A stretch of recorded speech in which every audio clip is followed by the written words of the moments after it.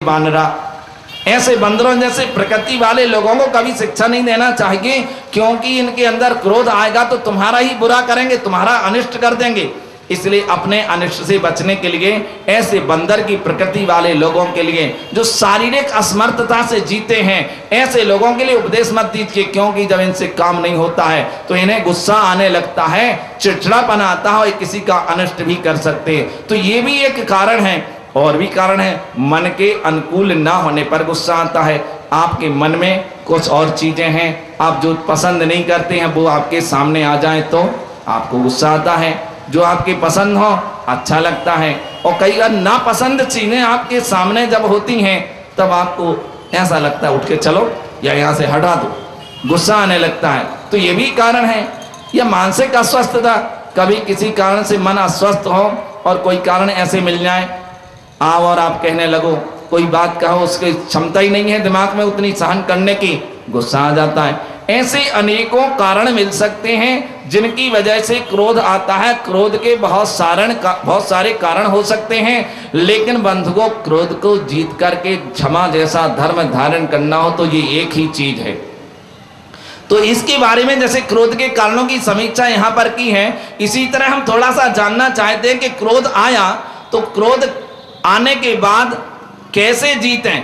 क्रोध आए या क्रोध ना आने पाए, ऐसा कुछ पुरुषार्थ हमें करना चाहिए। यदि हम ये पुरुषार्थ कर सके तो संभव है कि कुछ हम कर सकते हैं, और यदि ये पुरुषार्थ ना कर सके तो आज के प्रवचन सुनने का कोई अर्थ नहीं है। क्रोध के कारणों के बारे में तो हमने खूब सुना कि क्रोध कैसे आता है, लेकिन क्रोध को जीता कैसे जाए इसके बारे में भी थोड़ी समझ हमारे पास होनी चाहिए। एक घटना पढ़ी थी मैंने,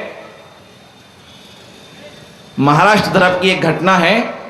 बहुत पहले वहां कोई एक ग्रस्त जुलाहा था जो संत प्रकृति का व्यक्ति था, जैसे कबीर का नाम आता है ना, ऐसे कोई एक व्यक्ति जुलाहा था जो संत प्रकृति का व्यक्ति था, ग्रस्त था, कपड़े बुनने का काम करता था, बनाने का काम करता था और बड़ा शांत प्रकृति का था। उसकी शांत प्रकृति की चर्चा आसपास सब तरह होती थी। एक दिन उसकी शांति की चर्चा सुन के कुछ नवयुवकों के मन में आया, आज तो इसकी परीक्षा कर ली जाके कितनी इसे शांति है, कैसे क्षमा रखता है, आज तो देख लेंगे।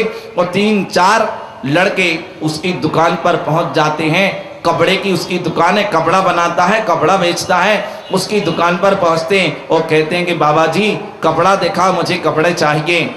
तो उस जुलाहे ने उन लड़कों के लिए अलग अलग कपड़े दिखाए। बोले ये नहीं, ये नहीं, ये चाहिए, ये नहीं, ये चाहिए। अंत में कहते ये नहीं, हमको एक साड़ी चाहिए।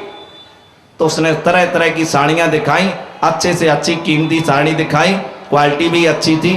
उनमें से एक लड़के ने एक साड़ी उठाई और पूछा कि ये साड़ी कितने की है। तो वो जुलाहा कहता है ये साड़ी 4 रुपए की है। उस जमाने की बात कर रहा हूं, आज तो 1000 में भी नहीं आएगी। बोले 4 रुपए की है।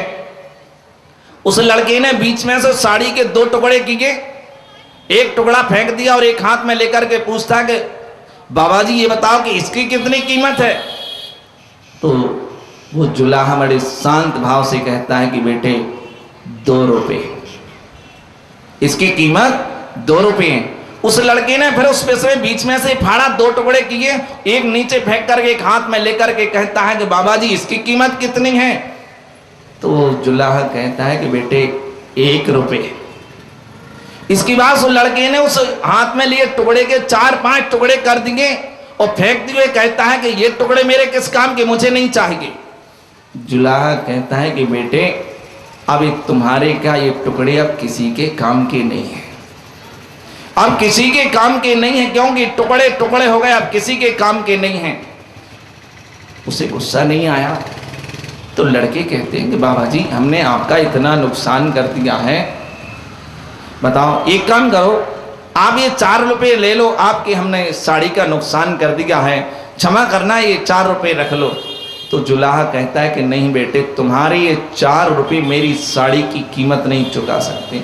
क्यों बाबा जी, अभी तो आपने कहा था कि 4 रुपए की कीमत है। मैंने उस समय 4 रुपया कीमत बताई थी इस साड़ी की, लेकिन साड़ी की कीमत तो तब है, अकेले 4 रुपये अदा कर देने से नहीं है, क्योंकि इस साड़ी के बनाने में किसान ने कपास पैदा किया है, मेरी पत्नी ने इसका धागा बनाया है और मैंने इसको बना करके साड़ी तैयार की है। 3 लोगों की मेहनत तब है जब कोई चौथा व्यक्ति इसे पहन करके जीवन गुजारेगा, तन ढकेगा, तब इसकी कीमत चुक सकती है। अकेले 4 रुपए में कीमत नहीं चुक सकती है। बेटे तुम्हारी कीमत ही नहीं है। लड़कों को तो बड़ी शर्मिंदगी हुई कि हमने इतना नुकसान कर दिया, इसके बाद में भी बाबा कहता है कि हमें पैसे भी नहीं चाहिए।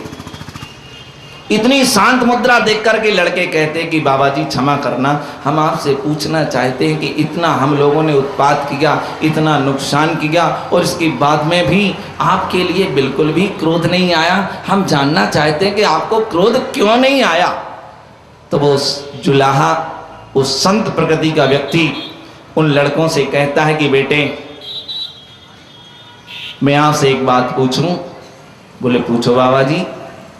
यदि गधा तुम्हें लात मारे तो तुम क्या करोगे? गधा यदि तुम्हें लात मारे तो तुम क्या करोगे? उसे लात मारोगे? बोले नहीं। और यदि तुम लात मारते हो तो वो गधा है और तुम क्या हो? महागधा। गधा लात मारे और आदमी उस गधे को लात मारे तो वो आदमी महागधा है, क्योंकि गधे की लात खा करके लात मारने जा रहा है तो बहुत बड़ा मूर्ख है, महागधा है। बोले बेटे बस मैंने यही सोचा कि ये नादान बच्चे हैं, शैतान हैं, ये गधे की क्वालिटी के हैं। इन्होंने यदि मुझसे कुछ कहा, इसके बदले में मैं कुछ कहूंगा तो मैं महागधा कहलाऊंगा। ये मूर्ख है तो मैं महामूर्ख कहलाऊंगा। इसलिए मैं महागधा नहीं बनना चाहता था, महामूर्ख नहीं बनना चाहता। इसीलिए मैंने तुम्हारे ऊपर कोई क्रोध नहीं किया। उस संत ने क्रोध को ऐसे जीता।